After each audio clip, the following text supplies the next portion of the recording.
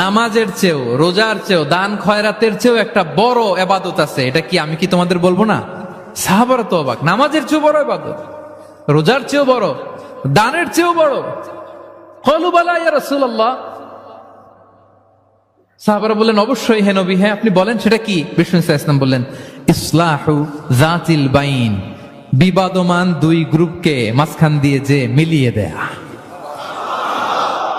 নামাজের চেয়েও বড়, রোজার চেয়েও, সাদাকার চেয়েও বড়, মিলায়া দেওয়া।